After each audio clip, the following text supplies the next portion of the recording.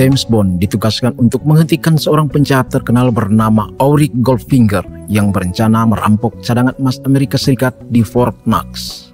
Dapatkah rencana jahat Goldfinger itu dicegah James Bond? Ikuti bioskop jadul bersama James Bond dalam film Goldfinger yang rilis pada 17 September 1964 dengan sutradara Guy Hamilton dan bintang utama Sean Connery, Hunter Blackman, Gareth Frobe, Harold Sakata. Film ini direquis oleh Samsa Delo.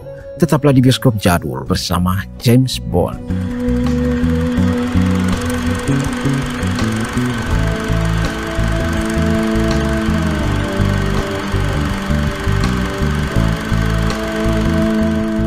Film ini dimulai dari kawasan industri yang gelap. Seekor burung camar bergerak mendekati dermaga perusahaan ekspor Ramirez. Seseorang keluar dari dalam air. Dia adalah agen rahasia 007 James Bond. Bond membuang alat bantu pernapasan dan helm kamuflasenya, menaiki tangga, menembakkan pistol pengait ke arah dinding, dan memanjat, melompat, kemudian menaklukkan penjaga. Berlari melintasi halaman terbuka dengan deretan tangki, menekan tombol yang membuka pintu rahasia. Dia memasuki tangki yang adalah sebuah ruangan. Bond melepas ikat pinggang hitam berisi bahan peledak C4, menempelkan kederetan merah berlabel nitro, kemudian menyetel pengatur waktu ke pukul 12.20, sekitar 25 menit kemudian, dan menyingkronkan dengan jam tangan Rolex-nya. Dengan santai, Bond keluar, melepas pakaian basahnya, mengganti pakaian pesta, memasuki bar Cantina El Scorpio, dan menyaksikan penari perut seksi Spanyol Bonita menghibur pelanggannya. Pada pukul 12.20, bom meledak. Bond dengan santai menyalakan rokok, melenggang ke bar di mana kontaknya Sierra mengucapkan selamat karena membuat bisnis Raja Obat Bius Amerika Latin itu berantakan. Sierra memperingatkannya untuk tidak kembali ke hotel karena sedang diawasi. Ada pesawat yang siap mengangkutnya ke Miami dalam 1 jam. Bond mengikuti Bonita dan menemukannya sedang mandi. Bond kemudian memeluk Bonita, tapi dari mata kanan Bonita dia melihat pantulan seseorang siap memukulnya. Bond memutar Bonita dan pukulan mengenai kepala Bonita. Dia pingsan. Bond mendorong laki-laki itu ke bak mandi. Pria itu akan meraih senjata Bond, namun Bond melemparkan kipas listrik ke dalam bak. Penyusup itu tewas tersengat listrik.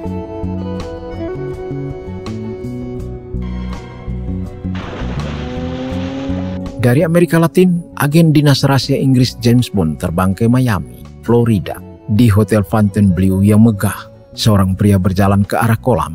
Dia agen CIA Amerika, Felix Leiter. Dia menyela pijatan Bond dari si pirang Dean.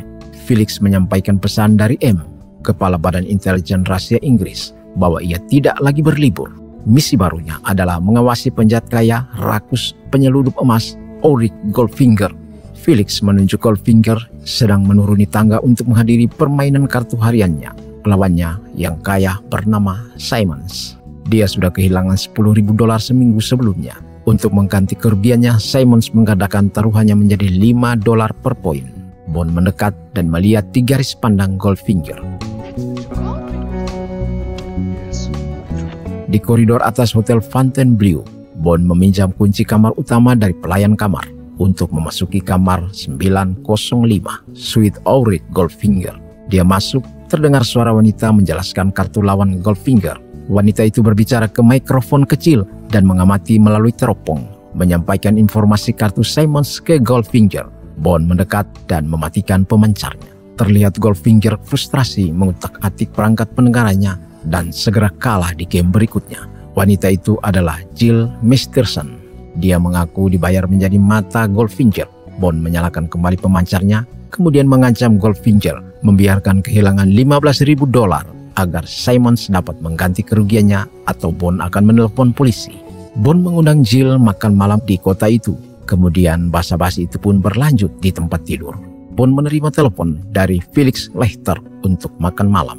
Bond menolak dan mengusulkan sarapan jam 9 pagi. Bond ke dapur mengambil sebotol champagne. Saat dia berlutut, dia dipukul dari belakang oleh seseorang. Sosok bayangan memakai topi bowler. Ketika Bond sadar, dia menemukan Jill telah tewas. Seluruh tubuhnya ditutupi cat emas. Dia menelpon Felix tentang pembunuhan itu.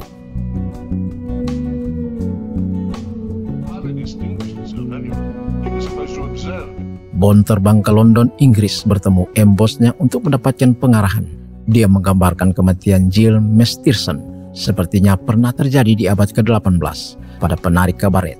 Dia jatuh pingsan dan mati lemas karena sepuhan emas di tubuhnya. Pori-porinya tersumbat. Bond diperingatkan bahwa agen 008 akan menggantikannya jika dia tidak dapat menangani tugas berikutnya melawan Goldfinger. Dia juga ditegur karena tidak mengikuti perintah. Anda seharusnya mengamati Tuan Goldfinger, bukan meminjam pacarnya, tegas bosnya. Bond diinstruksikan kembali untuk makan malam pada pukul 19. Bond meninggalkan kantor M melewati sekretaris pribadi M, Nona Moneypenny, dengan rayuannya yang biasa, cinta tak terbalas.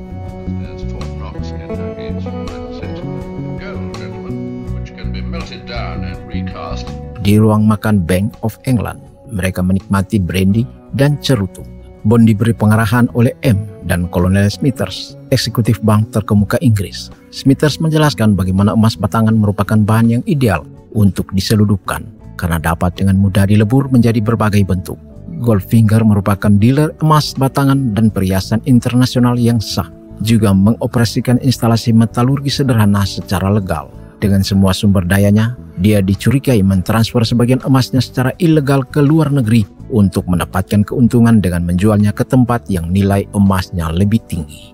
Perwakilan bank itu membuka bungkusan kain hijau tua, dan itu adalah satu batang emas milik Nazi senilai 5.000 pound yang ditemukan di dasar danau Toplitz. Bond dapat menggunakan asalkan dikembalikan.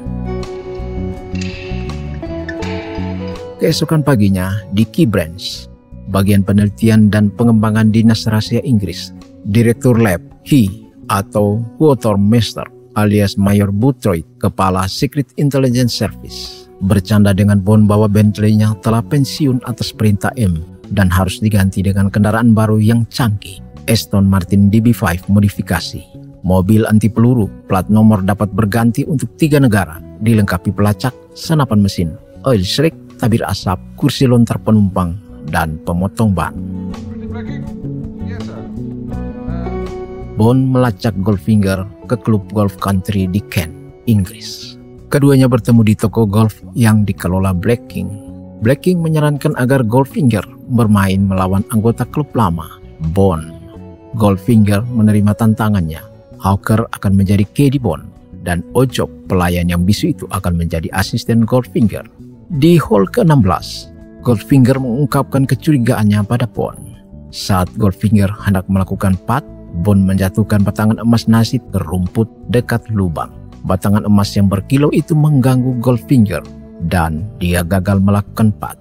Saat berjalan ke lubang berikutnya, Goldfinger mengidentifikasi bahwa itu batangan emas langka Nazi tahun 1940-an dari pengecoran Wagenhaller di Essen yang menghilang pada tahun 1944. Pada hole ke-17, sebelum mereka melakukan tee up, Bond menawarkan emas batangan setara uang 5.000 pound untuk taruhan, asalkan Goldfinger memenangkan 2 hole terakhir. Tembakan pertama Goldfinger dengan bola nomor 1 memantul ke permukaan kasar di dekat rerimbunan pohon. Pencarian bola yang sia-sia mengancam akan menghukum Goldfinger. Ojob curang menjatuhkan bola lain melalui celananya, memungkinkan permainan dilanjutkan tanpa penalti. Bond rencana mengganti bola golf lawannya yang curang itu dengan bola nomor 7 yang dia temukan di lapangan. Setelah permainan selesai di hole ke-17, Bond dengan cerdik melakukan swat. Pada hole ke-18, Goldfinger berhasil memenangkan seluruh pertandingan 2 hole dengan 5 pukulan. Tapi Bond menunjukkan bahwa Goldfinger telah memainkan bola yang salah. Karena itu, Bond memenangkan hole ke-18. Goldfinger marah. Sementara Ojob mengemasi tas Goldfinger ke dalam bagasi, Bond diam-diam menanam perangkat pelacaknya ke dalam bagasi mobil itu. Goldfinger mengancam agar Bond tidak lagi ikut campur dalam urusan bisnisnya. Goldfinger menginstruksikan Ojob mendemonstrasikan senjata favoritnya, topi bowler berbingkai pisau yang mematikan. Laki-laki Korea itu melemparkan topinya dan dengan cepat memenggal kepala patung Yunani di dekatnya. Cek senilai 5.000 pound diterima Bond. Setelah mereka pergi, Bond melacak posisi mereka. Di Bandara Southend, sebuah kerekan besar mengangkat Rolls-Royce ke palka pesawat kargo British United Airways Carfair. Goldfinger dan Ojob menaiki tangga pesawat penerbangan ke Jenewa, Swiss. Tak jauh dari situ, Bond diberitahu petugas bahwa dia telah memesan penerbangan ke Jenewa. Di Swiss, Goldfinger meninggalkan Jenewa ke pedesaan Swiss dan Bond mengikutinya. Di belakang Bond ada mobil ketiga, Ford Mustang kuning muda. Pengemudinya, seorang wanita tampak terburu-buru melewati Bond. Sementara itu, Rolls-Royce Goldfinger diparkir di tikungan pinggir jalan yang menjual buah-buahan. Dari tempat yang lebih tinggi, Bond mengamati mereka. Tiba-tiba Bond hampir saja terkena tembakan. Ternyata wanita di Mustang tadi mencoba melakukan pembunuhan. Bond mengejar wanita itu, memasang perangkat telescoping HKPW dari Aston Martin-nya untuk merusak ban depan dan belakang mobil wanita itu yang membuatnya keluar dari jalan. Wanita itu meminta tumpangan ke bengkel terdekat dan mengatakan namanya Tilly Soames. Meskipun inisial di tas kayunya tertulis TM. Mereka berkendara ke bengkel di pom bensin di mana dia diberitahu perbaikan akan memakan waktu 24 jam. Setelah mengantarnya, Bond melanjutkan pelacakan. Perangkat pelacak menemukan Goldfinger di pabrik Auric Enterprises. Bond melakukan pengintaian. Dia melihat Rolls-Royce Goldfinger diparkir di depan salah satu gedung.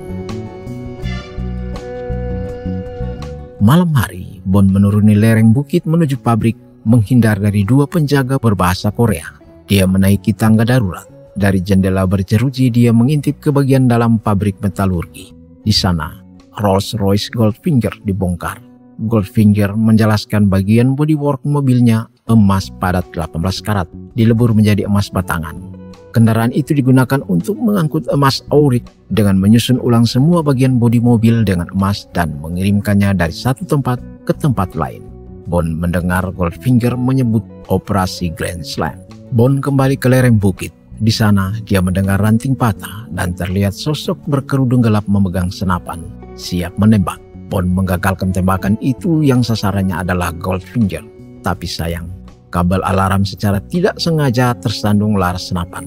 Ternyata itu Tilly yang akhirnya mengaku dia adalah Tilly Masterson, saudara perempuan Jill. Dia ingin membunuh Goldfinger karena telah membunuh saudara perempuannya. Sejumlah penjaga mendekati mereka. Mereka melarikan diri dengan mobil Bond dan 3 preman Korea mengejar mereka dengan Mercedes. Dengan mengaktifkan beberapa sistem senjata mobil, Bond dapat menghentikan mereka. Ternyata masih ada mobil ketiga mengejar mereka. Bond menghentikan mobilnya dan memasang pelat pelindung anti peluru. Tilly berlari mencari perlindungan di hutan. Ojob tiba dengan Mercedes keempat. Tilly disabet di leher oleh topi Ojob. Bond berlari ke Tilly. Ternyata dia sudah tewas dan Bond ditangkap. Bond diizinkan mengendarai mobilnya kembali ke kompleks pabrik dengan keamanan tinggi. Setelah melewati pos jaga dan barikade yang diawaki oleh seorang wanita tua Swiss, tiba-tiba Bond menyimpang ke arah lain, melontarkan penumpang gelap Koreanya ke udara, kemudian melesat melewati banyak gang sambil menembakkan senapan mesin mobilnya. Namun pada akhirnya, dia tertipu oleh cermin raksasa. Dia menabrak sisi bangunan pabrik dan pingsan. Ketika Bond siuman, lengan dan kakinya diikat, terlentang di atas meja logam berlapis emas. Goldfinger menuruni tangga dari ruang kontrol, memberi pujian pada mobil Bond, tetapi kemudian membual tentang senjata lasernya. Dengan satu klik jari, laser raksasa yang terpasang diaktifkan. Pancaran laser terarah di antara kedua kaki Bond. Sinar laser itu perlahan-lahan menuju selangkangan Bond. Goldfinger mengucapkan selamat malam. Namun dengan cerdas Bond menggodanya dan menyinggung operasi Grand Slam-nya. Mendengar itu, Goldfinger mencetikkan kembali jarinya dan laser itu pun dinonaktifkan.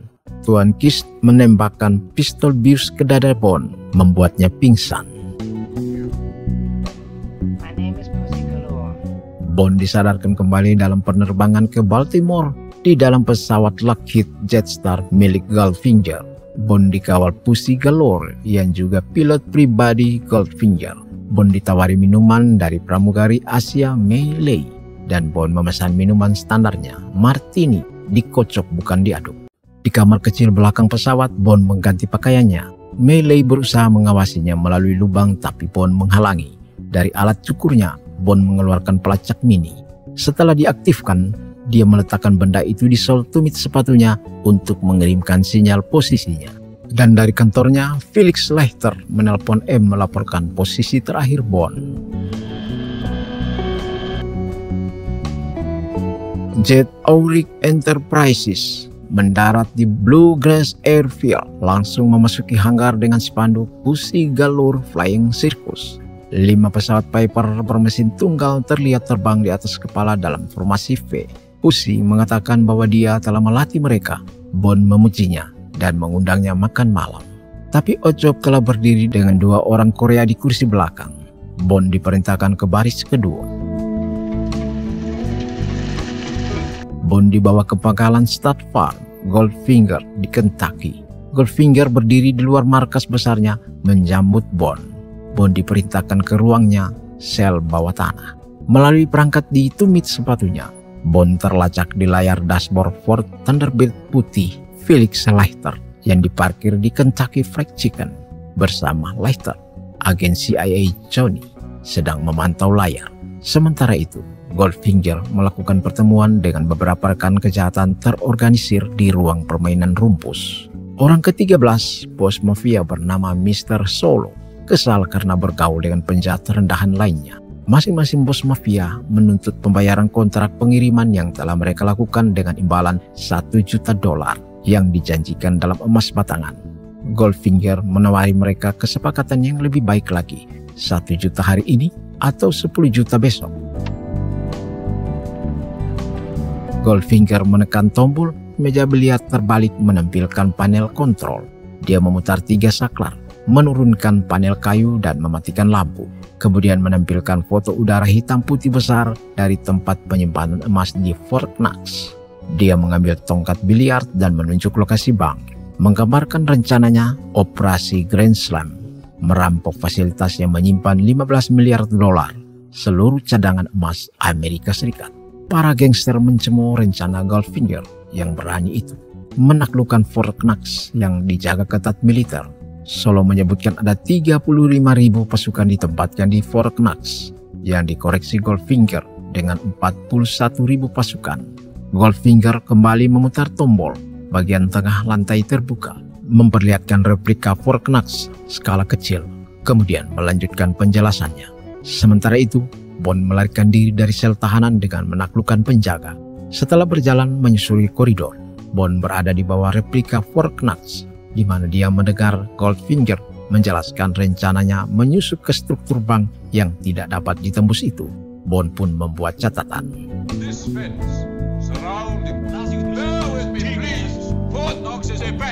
Para gangster terus mengejek rencana itu.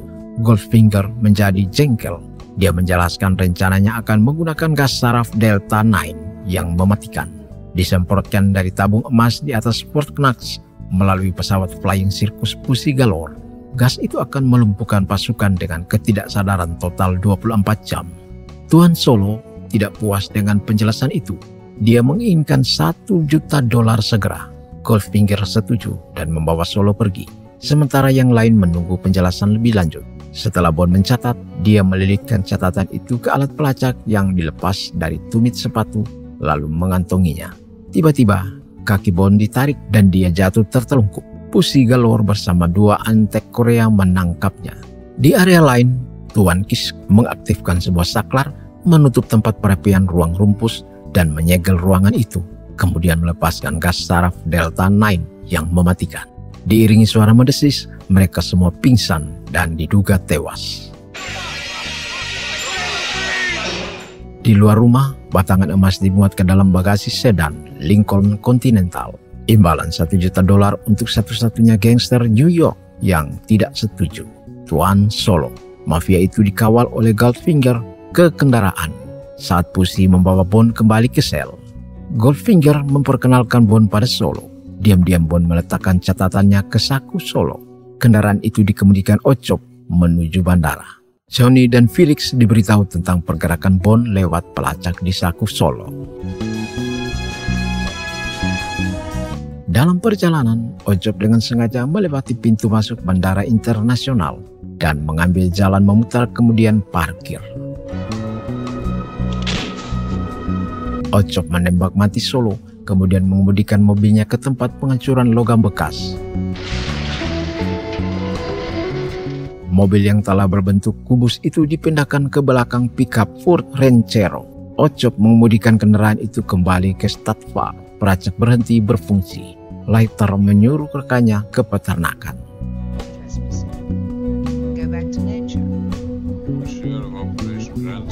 Sambil menikmati Charlotte Min bersama Pussy di teras depan, Goldfinger diberitahu bahwa dua pria di dalam Thunderbird berada di pintu masuk peternakan dengan teropong diarahkan ke jalur balap. Goldfinger berpikir apakah mereka calo yang mencari tip balapan atau kemungkinan mereka membutuhkan Bond. Bond dipanggil, kemudian menginstruksikan Pussy untuk menghibur Bond, membuatnya sebahagia mungkin. Bond tiba dan keduanya mulai membahas operasi Grand Slam-nya. Bond mengklaim rencana Goldfinger tidak akan berhasil. Dia memahami gas Delta 9 itu fatal dan akan membunuh 60.000 orang dengan sia-sia.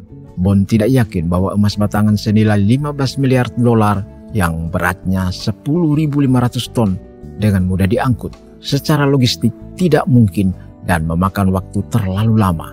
Goldfinger mengatakan dia tidak punya rencana mencuri, tetapi akan menyinari batangan emas dengan bom nuklir kecil. Rekan Goldfinger, Mr. Ling, spesial visi nuklir Red Chinese, memberinya perangkat bom atom kecil untuk diledakkan. Bond mencatat bahwa ledakan nuklir di Fort Knox akan membuat bar radioaktif dan tidak dapat diakses selama 58 tahun. Bond menyadari ide brilian Goldfinger itu akan meningkatkan nilai emasnya 10 kali lipat dan menyebabkan kekacauan ekonomi di barat. Krisis keuangan Amerika Serikat memaksa negara lain membeli emas dari Goldfinger. Ocop tiba. Goldfinger menjelaskan tugasnya sekarang mengekstrasi batangan emas di bagasi mobil Solo yang hancur itu. Pussy galore muncul dengan pakaian yang menggoda. Mereka ke peternakan kuda. Bond mengingatkan Pussy tentang bosnya yang gila itu, bahwa semuanya harus berakhir besok pagi. Kemudian masing-masing mengeluarkan teknik judo yang berakhir dalam pelukan. Keesokan pagi, 5 pesawat flying circus Pussy galore lepas landas dalam misi yang diberi nama Rock-A-Bye Baby. Dalam formasi V, mereka menuju Fort Knox Depository untuk menyemprotkan gas saraf yang mematikan itu. Sebagaimana diperkirakan, personil militer dan lainnya yang bertugas ambruk. Setelah penyemprotan selesai, pemimpin skuadron, Dennis, melapor ke Pussy. Bayinya tertidur. Di jeep, pemimpin misi Mr. Kiss meniup peluit dan semuanya mengenakan masker gas. Mereka menyamar sebagai pasukan militer bergerak menuju Fort Knox Depository, membawa serta Bond yang terborgol di bagian belakang Ford F-100. Kiss diberikan sebuah kotak kayu berisi alat pengukur untuk memastikan tingkat racun di udara. Melihat jarum pengukur 0, dia melepas masker dan sekali lagi meniup peluitnya, memberi tanda kepada semua orang bahwa masker gas tidak lagi diperlukan. Mereka meledakkan gerbang depan. Konvoi bergerak maju dan mengepung pusat penyimpanan Amerika Serikat itu. Ambulans mengeluarkan senjata laser besar dan menembak salah satu pintu baja padat. Pintu itu diikat dengan rantai kemudian ditarik keluar. Goldfinger dan pilot pribadinya Pussy galore mendarat.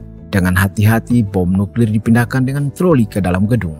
Menggunakan panel kontrol internal, 2 baris pada kunci kombinasi lemari besi diatur ulang nomornya dan pintu bulat besar lemari besi itu mulai terbuka. Pengatur waktu pada perangkat bom dihidupkan dan hitung mundur pun dimulai. Terlihat rencana Goldfinger akan gagal. Pussy berhasil diyakinkan penjantan Bond. Tabung gas entah bagaimana telah ditukar agar tidak berbahaya. CIA di Washington DC telah diberitahu dan setiap orang yang tampak tidak sadarkan diri hanya berpura-pura mati. Salah satu dari mereka yang berpura-pura itu adalah Felix Leiter. Dia mulai membuat rencana bersama pasukan komando masuk dengan hati-hati dan memastikan bom akan dinetralkan sebelum tembakan ofensif dimulai. Sementara itu, kotak bom didorong melewati pintu bundar lemari besi. Troli diarahkan menuju lift di ujung tangga lantai 4. Borgol Bond dilepas dari pergelangan tangan Ocop ditambatkan ke troli yang mengangkut kotak bom itu. Goldfinger mengucapkan selamat tinggal pada Bond yang mulai bergerak turun. Di luar, pasukan militer mulai melakukan serangan. Menyadari ada penyerangan, Goldfinger bergegas ke panel kontrol pintu masuk dan secara acak memutar tombol untuk menutup lemari besi itu dengan Occop, Bond, dan Kiss masih di dalam. Untuk menyelamatkan diri, Goldfinger melepas mantelnya mengganti dengan seragam kolonel Angkatan Darat Amerika Serikat. Berpura-pura berada di pihak lawan, Goldfinger menembak Tuan Ling dengan pistol emasnya. Kemudian mengambil senapan mesin dari salah satu korban dan menembak dari belakang 5 tentara,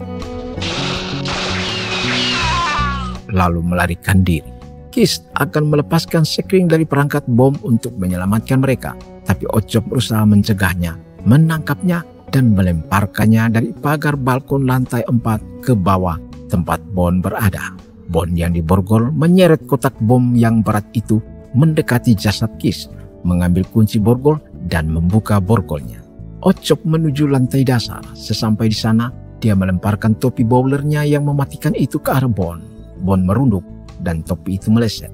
Occop mengejar Bond dan melemparkan topinya lagi. Topi itu memutuskan kabel listrik, menyebabkan percikan api. Bond melemparkan sebatang emas ke Occop, tetapi emas itu memantul dari dadanya. Bond yang memar dan babak belur mengambil topi maut itu dari lantai dan melemparkannya kembali ke Occop, tapi meleset dan tersangkut di jeruji baja. Occop meraih topinya. Bond meletakkan kabel ribuan volt yang putus ke jeruji, menyetrumnya, dan Occop tewas seketika. Dengan 2 batang emas, Bond berusaha membuka penutup bom untuk mencapai kontrol. Pasukan militer pimpinan Felix Leiter menaklukkan antek Goldfinger yang tersisa dan juga mengatur ulang kunci kombinasi pintu lemari besi kembali ke 36104, memungkinkan mereka mengakses bagian dalam lemari besi di mana Bond berada. Dengan 30 detik tersisa, Bond akhirnya berhasil membuka penutup bom, tapi Bond bingung dengan mekanisme di dalam kotak. Dia diselamatkan oleh seorang ilmuwan atom yang dengan mudah mematikan perangkat dengan waktu tersisa 7 detik.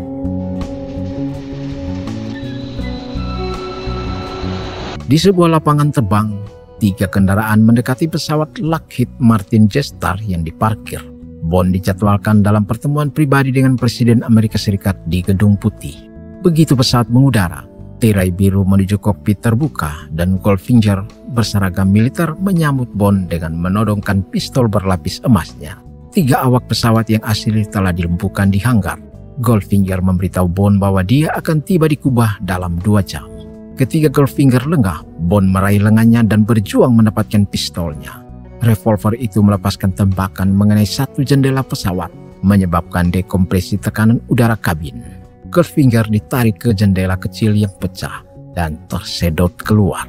Pusi di kokpit berjuang mengendalikan pesawat. Bond berhasil ke kokpit membantu Pusi. Sementara itu, di lapangan terbang, 3 awak ditemukan dan Felix serta yang lainnya sedang mengawasi menara kontrol. Pada radar, di ketinggian 4.000 kaki, titik kedua muncul. Titik pertama yang adalah pesawat terus menuju ke laut dan meledak. Titik kedua adalah Pusi dan Bond. Dengan parasut mereka mendarat di sebuah pulau tropis terpencil. Helikopter pencari terbang di atas lokasi kecelakaan ketika Pusi memberi isyarat minta tolong. Bond meraih pergelangan kakinya, menariknya ke tanah, dan menutupi mereka berdua dengan parasut. Sebab ini bukan waktunya untuk diselamatkan, kata Bond. Dan film pun berakhir. Bahaya jika kekayaan, kekuasaan, teknologi, ilmu pengetahuan digunakan dengan cara yang salah dengan melakukan kejahatan. Penting memiliki keberanian dan tindakan untuk melawan kejahatan dan membela keadilan. Terima kasih sudah mengikuti cerita ini hingga akhir, dan jangan lupa like, share, subscribe, serta bunyikan loncengnya agar tidak ketinggalan film jadul lainnya. Tetap semangat, sampai jumpa di kisah berikutnya. Salam sehat dan bahagia selalu. Bye.